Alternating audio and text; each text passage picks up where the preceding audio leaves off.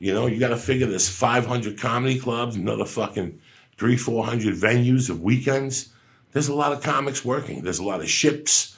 There's a lot of things going on for comedians, you know? And just to get into that career, there's got to be something wrong with you. Mm-hmm. And for some people, they need attention. And for some people, it's an outlet. And for some people, it's therapy. It's your own personal fucking Jesus. It's your own personal Jesus for what you want it to be. For me, it was my last escape. I did not know I would be here 20 years later. I never anticipated being in California. For me, I would have been happy just staying locally. We discussed this the other day on the podcast Wednesday night with the musicians. We discussed how I thought I could just get a job and do comedy as an outlet. I never thought I would do anything greater than that or anything more than that. But because of comedy, this is where I ended up, and I took it. I accepted it. I opened up my heart to it, and I fucking accepted it. So that's the moral of the fucking story, that you got to be crazy to do this. Mm-hmm. Okay? I don't know why people I understand we lost a great talent last week, but it's amazing how all these fucking people came out of the woodwork with their own things about the human mind. And They have no fucking idea. All of a sudden, we didn't know he was crazy. Look at early Robin Williams, fucking early, a Catch a Rising Star. Those performances. He was fucking nuts. Yeah. You know, I bumped into him in 1985. This is a true story. I bumped into him in Snowmass Village at the mall there. We used to be a store. It used to be Commander Video. And he would come in there. And one day he came in, and I saw him. And as soon as he walked in, guys, I smelled him. Oh, no. He smelled like B.O. That's when he was doing blow. And he wouldn't sign Moscow on the Hudson for me. I asked him, could he sign Moscow on the Hudson? He said no, and he ran out of there. And it shocked me, you know. But I could tell then there was something. And when you're mixing blood, there's something. So let's kill this subject right now. I mean, my heart just goes out to him. I just think it's like kind of how we were talking about how people are negative about the ice bucket challenge. That some people are like, oh, well, why do we care that this comedian killed himself? And there's people who do it every day. I think hopefully what will happen is that just because everyone loves Robin Williams, is that hopefully someone who was getting close to that will get help. But yeah, you're right. I mean, it's not every comedian. Helps one fucking person. Yeah. If it helps one fucking person, then it was great that it was brought to light. Mm-hmm. A lot of people sit at home and don't know what's happening to them. A lot of people, whether it's sleep apnea, whether it's depression creeping up on them, they don't know what's happening to them, Lee. They just think they're having a bad day and they're going to come out of this fog in a week. They really don't. People don't know what they're walking into every fucking morning, guy. So my heart goes out to you if you have depression or you feel something. You know, fuck the money. Go get help. You know, whatever. Call somebody. Talk to people. You know, that's the number one thing. I had a friend that had the beginnings of it, and I would talk to him. And even me, as crazy as I was, I never tiptoed around it, but I never was really full tilt Joey Diaz. Because full tilt Joey Diaz will work with you 3 or 4 times, and then after that he'll grab you by the shirt and tell you not what's wrong with you, but all the good things that are going on in your life. And this is why you have to overcome this. Because you do have all these good things. That depression just tells you all the bad things in your life. I'm going to come in and grab you by the fucking neck and tell you you're a bad motherfucker and that you have one bad thing. So take care of it, because if you don't take care of it, it'll bleed into all your other good things. Like the coke addiction I had. It's no different. All these things, you don't think they affect you, but they bleed into every single avenue of your life. When you're a carpenter, if you look up and hit your fucking nail with the thing, it affects your career. It affects you in every single way. It also affects you when you go out. You know, what do we know what these cops are going through?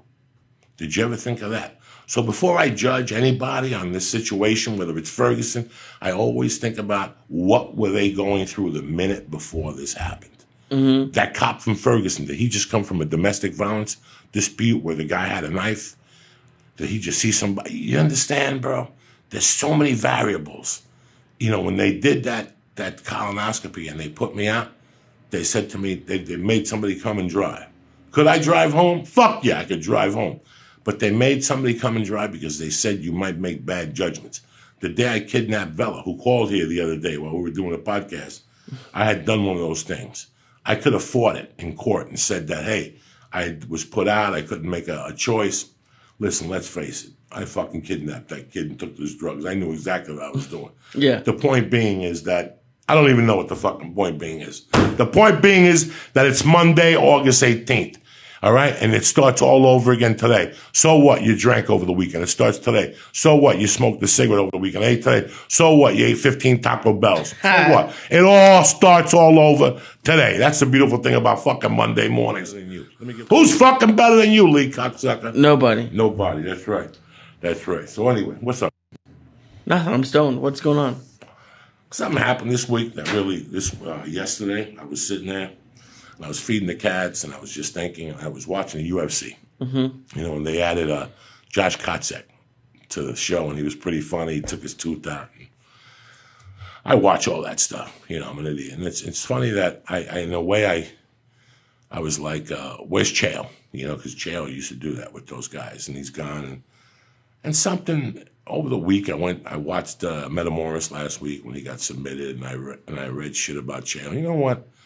I realized something about Chael. I was like, I don't like this fucking guy anymore. Like, I just have no use for him at all anymore. There was a time when I liked him, and then I started feeling bad for Chael, and then I started realizing that the reason why I didn't like Chael, how old is Chael Sonnen right now? The reason why I was mad at Chael Sonnen is because of a fucking, listen, man, I'm not the best looking guy in the world. My voice irritates me. He's 37. There's a lot of things that irritate me about me.